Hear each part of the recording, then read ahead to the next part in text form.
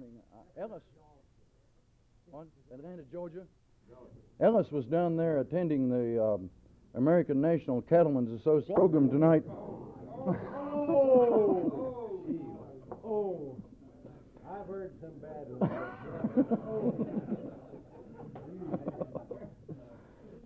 Our program tonight is in charge of our member, Boyce Timmons, who has been affiliated with this posse since 1970. Boyce Timmons is a native of Pawhuska, Oklahoma. You might think by his having come from Pawhuska, he's an Osage. He isn't. He's a Cherokee. He went from Pawhuska High School to OSU, where he had an undergraduate degree, and then to the University of Oklahoma. And at the University of Oklahoma, he had a 38-year career as a member of the staff down there, the last part of which was spent as registrar at the University of Oklahoma.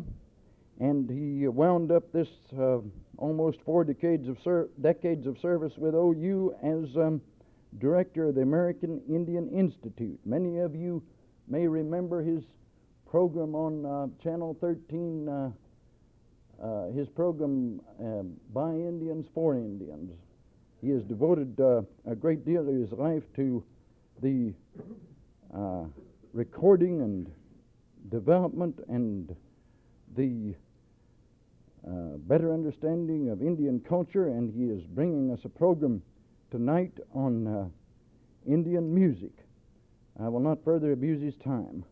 Mr. Timmons has brought a supporting guest with him. I will leave that introduction to Mr. Timmons. Boyce?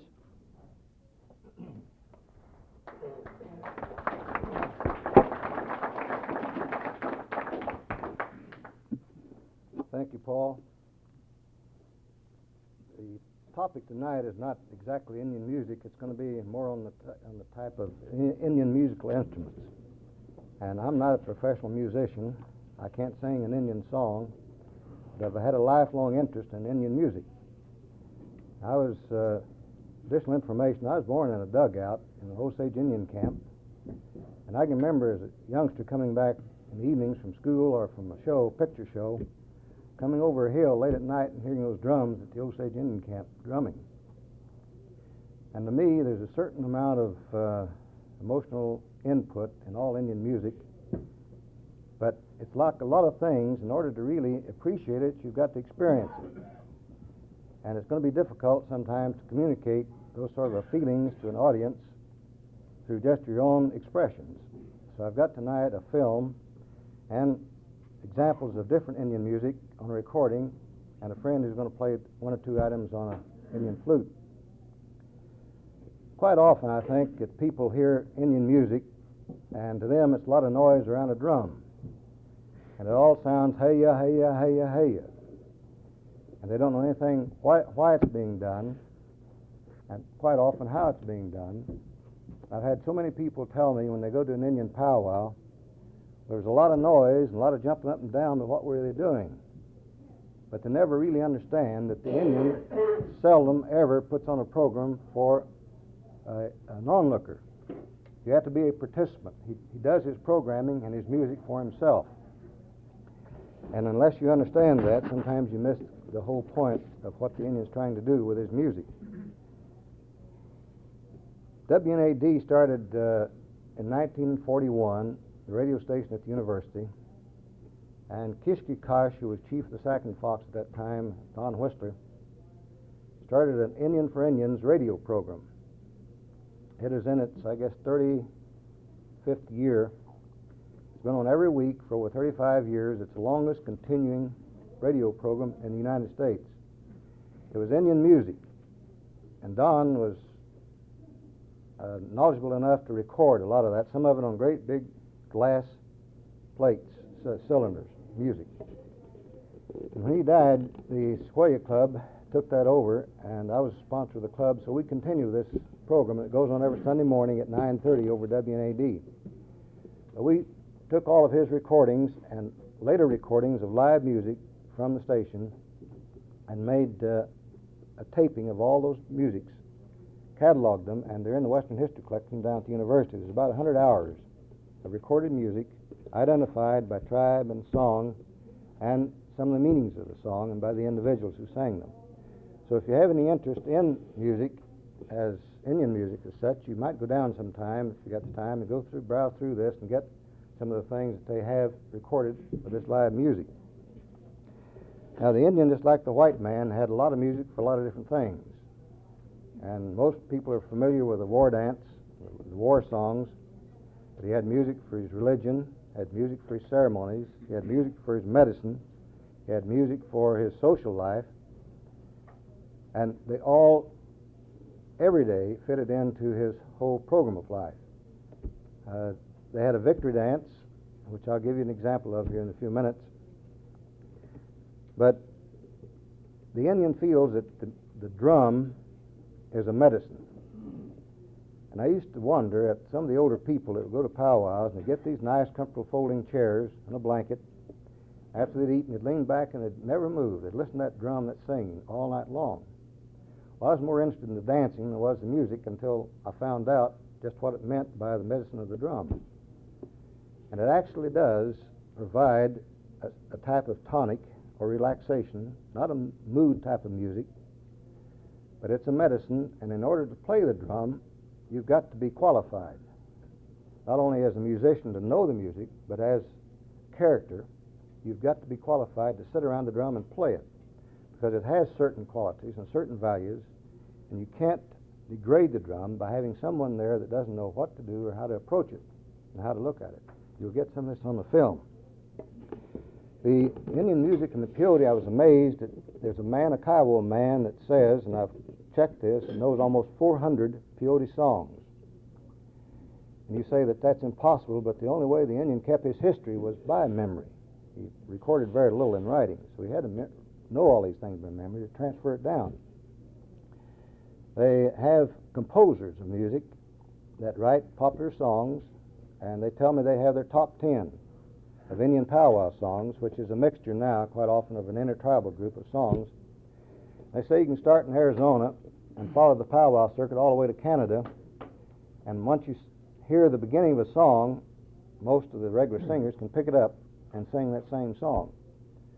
So it's become sort of an intertribal thing, and a lot of the ceremonial songs have kind of been lost, but they're kind of bringing them back now among the young people to get these old songs back, and they're coming back now to the university to this list of music I told you about and listening to their old songs, the old clan songs of the Cheyenne, the stomp dances of the Creeks and the Seminoles. So there's an interest now back in this music, and some of you might know Louis Ballard, who composed some real famous symphonies, actually, of Indian music, the Four Moons and some others that did some wonderful work in that area. I'm going to have some examples here of the tape of the music, and I'm doing this to show you the different rhythms that they have, and the social dance, or the war dance and the social dance, and see if you can get from it some of the different tempos and the different sounds. Now, there'll be some that'll have the drums, some will have the bells, and some of them have rattles, and some of them have turtle shakers. But on one of them, on the stomp dance, I'm going to tell you about this now rather than cut it off and tell you then, but there's a lot of meaning to these songs, and I helped sponsor the National Folk Festival here at the Southwest Exposition years ago, Roy, when the Oklahoman Publishing Company, I think, sponsored one of the first ones here. And they wanted some Indians to participate, in which they've done for years and have done since. They wanted to open the exposition with an Indian song and close it with an Indian song, and they'd heard of the Creeks and Seminole stomp dance, and that's what they wanted. So we went to a Seminole stomp dance, a Creek stomp dance. And Sarah Gertrude Knott was the director, and we listened, and she said, that's what I like to have, that kind of music to open as a stomp dance. We talked to the leaders, said, sure, they'll come up, they'd be glad to, and bring the music and do the dance. And Sarah said, how long will this take? They said, well, about 45 minutes to an hour. Well, she wanted 5 minutes to open, 5 minutes to close. But she didn't understand that an Indian song is composed just like any other type of music. You have a beginning and a middle and an end to it. There was no way that those men could figure out how to cut their stomp dance, their regular stomp dance, down, so they made a new song just for this opening.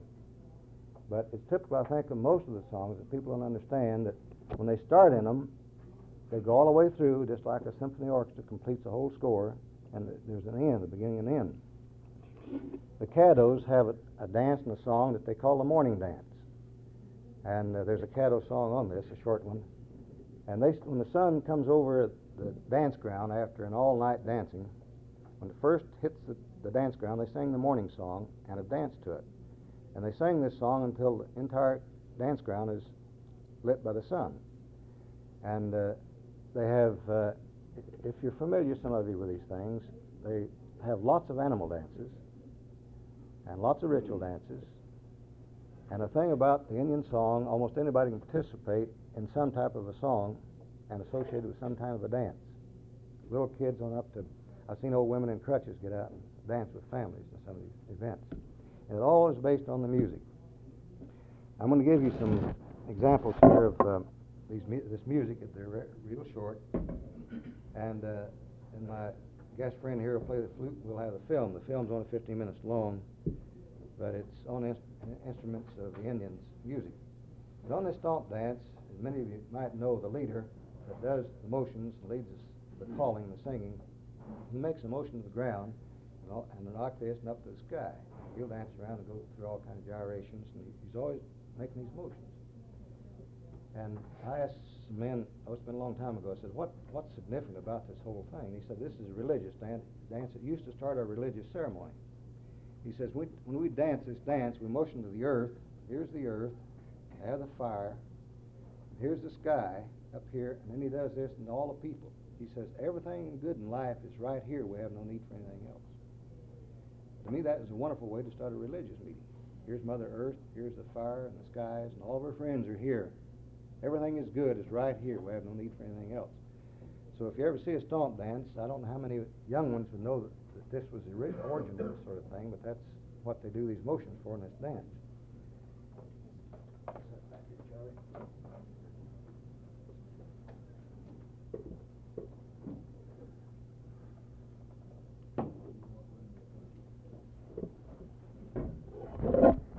This first one's going to be a flag song, and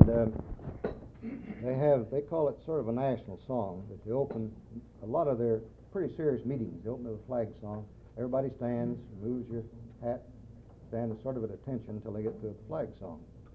And I don't know the name of the flag song. It's just an opening song, just sort of like, I guess, in Peoria, they've got an opening song, and a middle song, and a closing song, and a midnight song. But this is what a lot of the tribes, they all have their different versions of how they sing the flag song. But to me, some of them are real beautiful.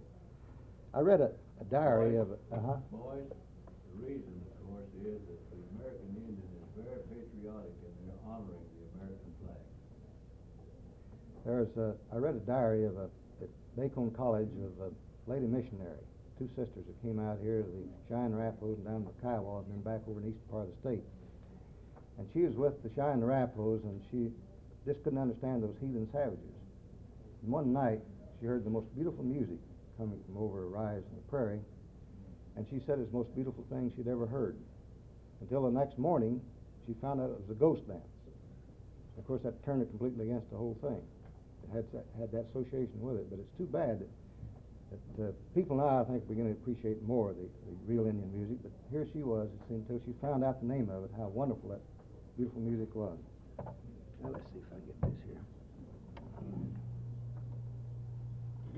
Roy, this may not blast. I hope this doesn't blast you out here. I've got Huh? The first is the flag song. It's the Arapaho.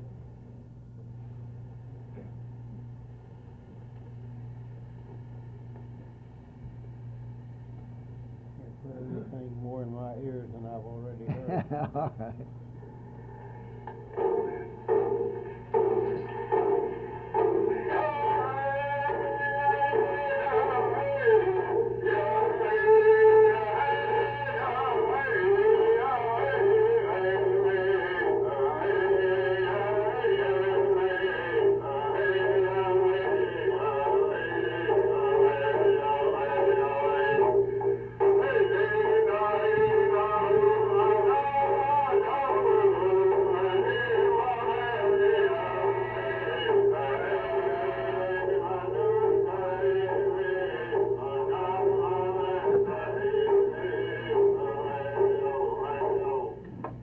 slow and serious. The next one is sort of a mixing dance. It's a round dance where everybody gets together and kind of makes the break for the regular war dancing start later on. This next one's kind of a social dance. You dance in a big circle, men, women, children, if you want. Anybody can dance.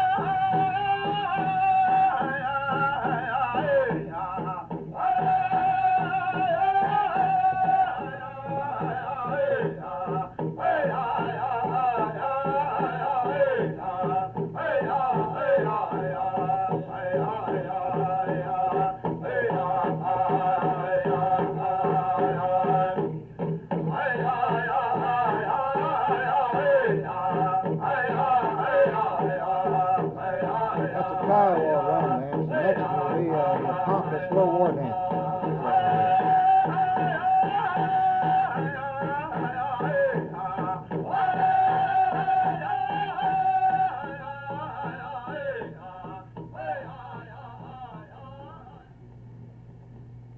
Where did you record these?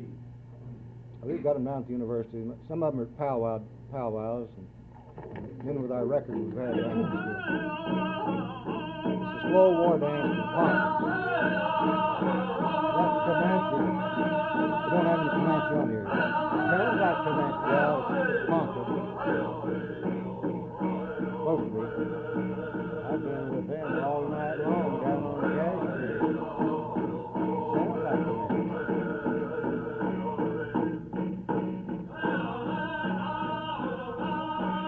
You can't quite often a regular Pow Wow song. You've got a half dozen different tribes who sing with the Comanches, the Poncas, sometimes. If somebody lead a song, they lead it out the Comanche type of way.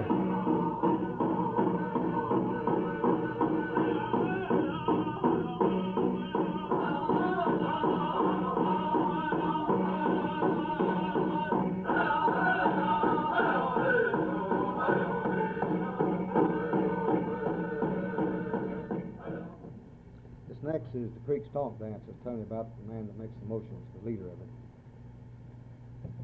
This one's kind of bad because that deal.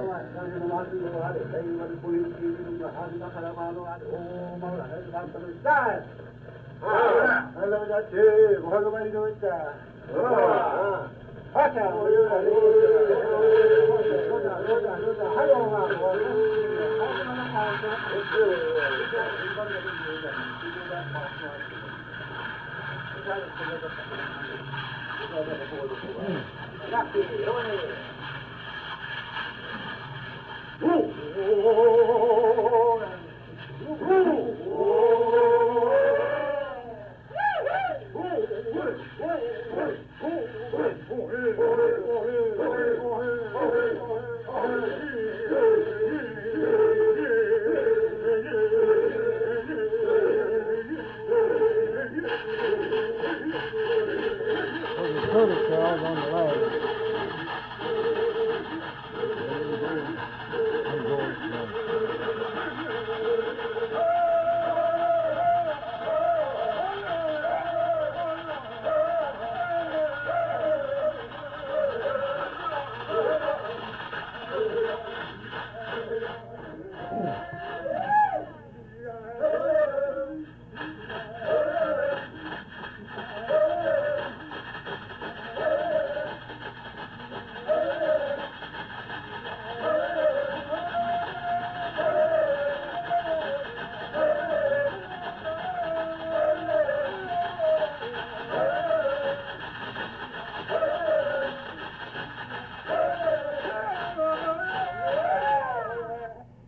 Next in the Caddo Turkey dance, and it started with the women. And at a certain part in the dance, the women all scatter through the campgrounds and pick a man to come back and finish the dance with them. Now, if you don't dance with them, you have to forfeit something. It's a hat or a blanket or something. To get that back, you've got to go participate in some dance event. And I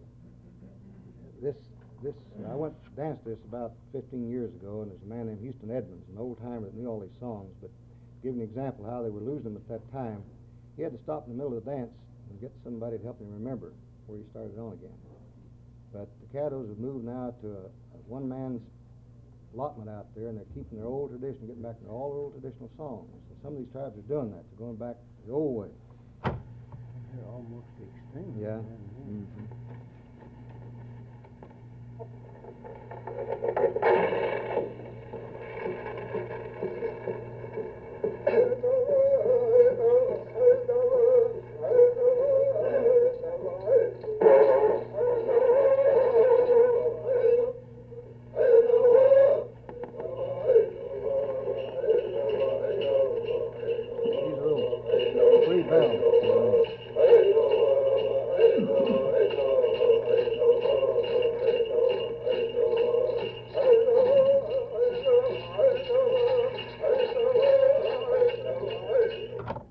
Gives you an idea, I hope, of some variations you can get out of the different kinds of music.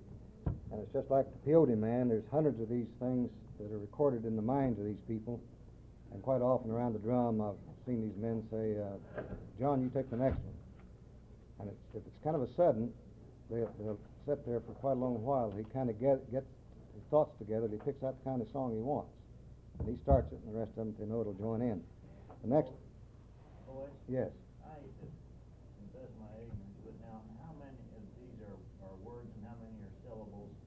Are there words to a lot of these dances, or are they There's words. largely syllables? Well, they're largely, I think most of them are just chants, but Yeah. there are words to a lot of them. But there are words to a lot of them.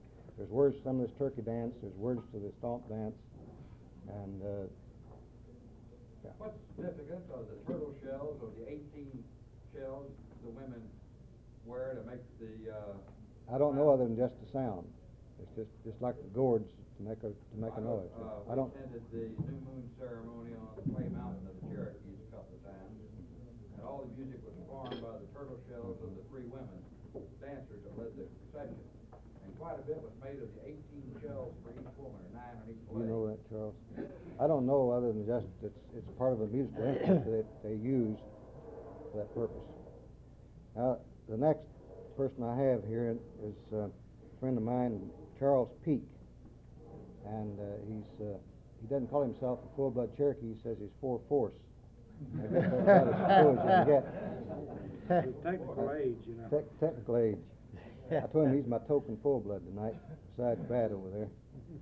But Charles is state director of the Action Program here in Oklahoma. He came as director from the state of Montana, and he has a bachelor's degree from Northeastern at Tahlequah and a master's from North Texas State University. He's formerly a member of the U.S. Navy Band, and he's played in symphonies at Fort Worth, Texas, and Waco Symphony, and Helena Symphony, and done some commercial writing in music. And he's going to play for us tonight on a flute.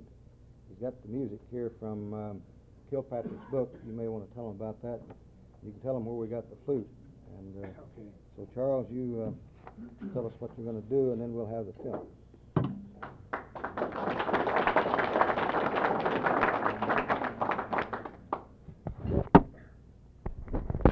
Thank you, Boyce. It's a pleasure to be here, and I think you call the organization here the Westerners, is that correct? Yeah, excuse me. He came here tonight. I was watching for him. Everybody's in there busy, and he came in. He'd never been here before, and he looked around and said, "These guys a bunch of bullshitters?" And I said, No. "Yeah." And he said, "I'll feel all right then. I'm okay."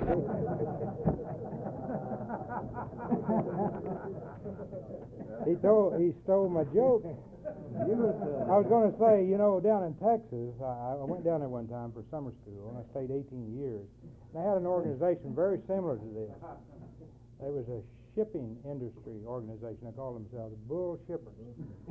And I felt like, well, now, if this is something like that, I may be able to fit in. I may comprehend, okay? Wanted to share with you just a few notes on the flute, and a few notes that I've accumulated here in writing. I understand you had a little presentation about a year or two ago on the flute, the Indian flute, so probably what I may say may be repetitious, and I hope you'll bear with me on that. And I want to thank Dr. Richard Payne for the use of the Indian flute here. I told Boyce, I said, he asked if I was a flutist. I guess he heard I was part musician and part Cherokee. And I said, yes, I've played the flute. I'm a woodwind instrumentalist. And and asked if I had one. I said yes, but he said, do you know any Indian tunes and so forth? I said, well, I've got a few in my repertoire. Matter of fact, 50% of my repertoire, Boyce, is in writing, and 50% is, from rote memory. And I brought my tune in writing here tonight. I don't believe you're going to catch that. But the other thing I was going to suggest to you, as I came in, I noticed something else. I observed most of you were gathered around a table over, kind of like a ceremony that you go through, And I was going to say to you that if you indulge quite liberally over there, I understand that the music may be somewhat better. The more you indulge, the better the music. So go ahead and feel free, if you the mood strikes you. I want to refer back to the beginning of flute music for just a moment. There are records and there are records. And many of you recognize and honor, a biblical record as somewhat authentic. Well, I did a little research at one time about instruments. And I guess something like 4,000 years ago when they started recording Hebrew history and so forth for, let's say, religious purposes that we may recognize today, there was reference in Genesis 4:21, which paraphrased states something like this. This is talking about the descendants of Cain, the killer that was cast out of the garden there east of Eden to dwell forever in the land. And the paraphrased rendition goes something like this. If you ever want to look it up, it's Genesis 4:21. His brother's name was Jubal, the first musician. Now, in that same area there, that same paragraph, there's a reference to the first cattleman. Kind of coincidental. In this case, the first musician, the inventor of the harp and the flute. It's generally recognized that man was born with two instruments, just ready-made, built in. And that was his hands and his voice. The flute being an elongation of the voice. Now, when I play this thing tonight, and if I do accomplish it, it may be a little different from the songs that you heard. In fact, I'll venture to say that you probably haven't heard anything like it. You may not hear anything like it either hereafter. But I'm going to do a couple of tunes for you. But thinking on that as a beginning, the elongation of the voice. And you heard the voice, and you heard the syllables there, you heard the sound, and you heard some similarities.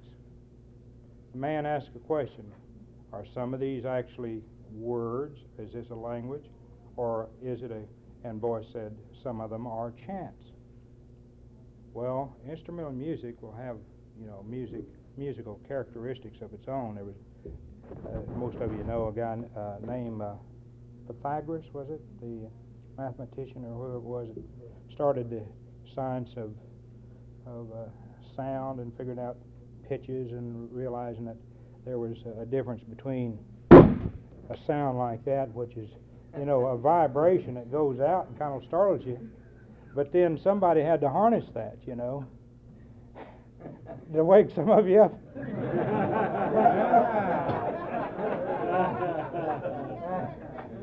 Somebody said they knew you were experienced. I don't always pound the pulpit, I can assure you. I was going to say, harnessing the sound. You got vibration. When I hit that, it kind of startled you.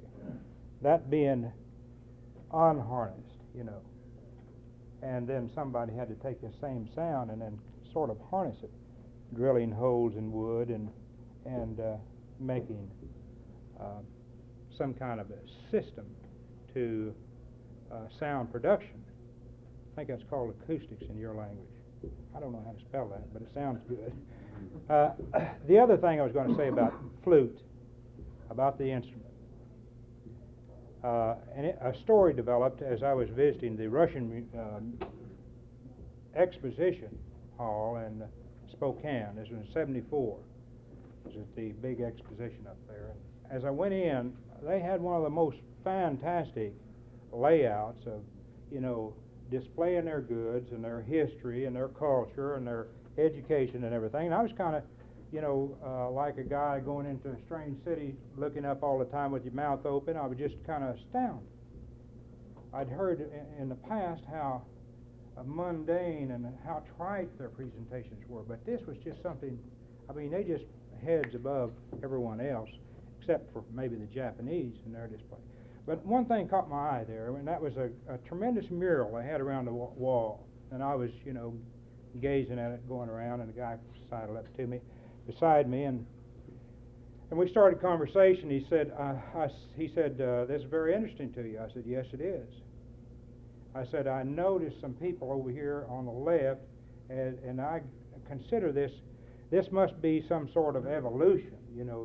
Is this the theory of evolution that, or the system that you teach as dominant? As the system that might be applied to history and evolution in Russian?" He said, "Yes, it pertains to the dominant theory that we teach. Yes."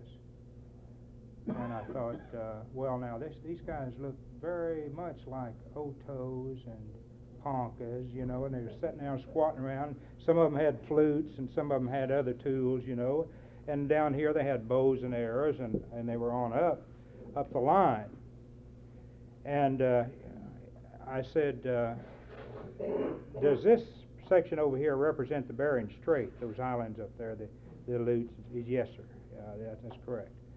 Said that's the dominant theory that man began over there in Asia, and he kind of evolved and moved on in this direction. And said, in fact, that's where your Native Americans come from. That's our theory, that they come from across Russia, all of that. And I said, "By the way, did you ever consider the opposite, that they went the other direction?" And he said, "No, we never have."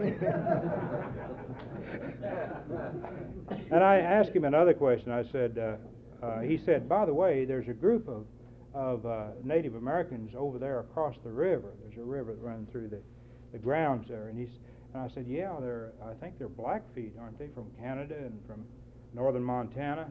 And he said, "Yeah, I think they're camped over there. I've seen them." He said, "I've been so busy here," he said, "they only let us stay 6 weeks, And he said, "I would really like to visit over there."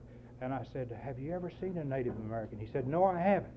I said, "Do you think you'd recognize one if you confronted one and saw one?" He said, "No, I don't believe I would." And he looked at me again and he said, "Are you?"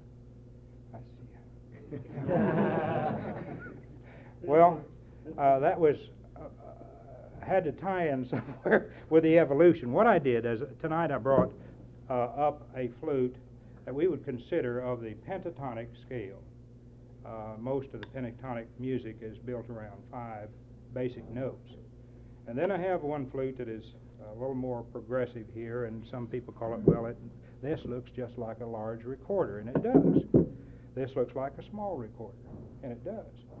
And you'll find this a little more sophisticated in that it is diatonic, in range. I'll play a little bit of both of them. First, I'm going to play a Creek song. I noticed that he had one on record there that is taken from one of Kilpatrick's books, and it's in just a folk tune. He said he spoke something about the revival of many of the old tunes, and this is one that Jack Kilpatrick recorded, transcribed, and it's what I believe to be authentic. I'm going to play it. It's as I would interpret it.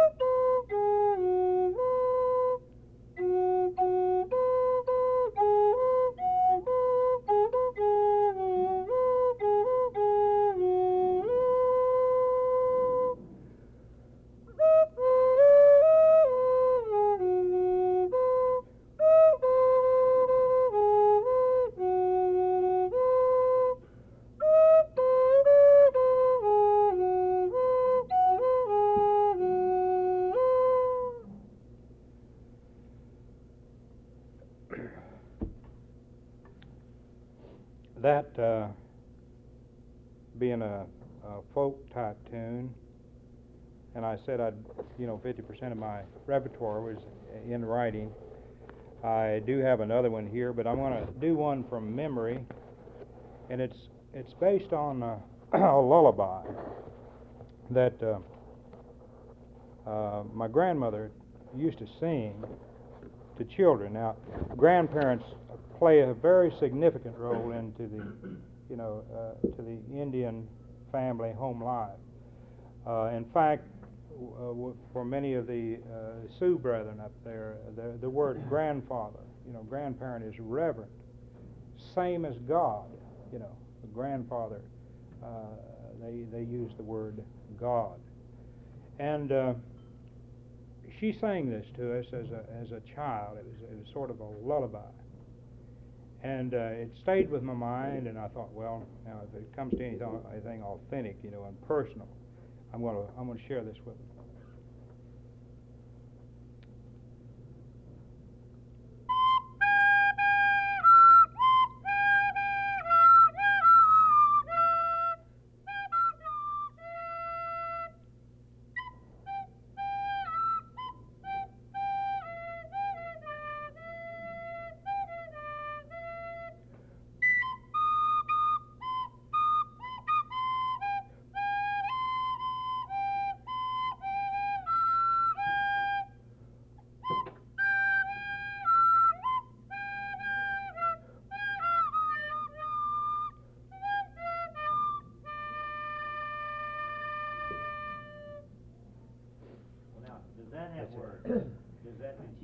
She sang "This to Yanni" over and over. It was just sort of a chant, a lullaby chant, and she sang it.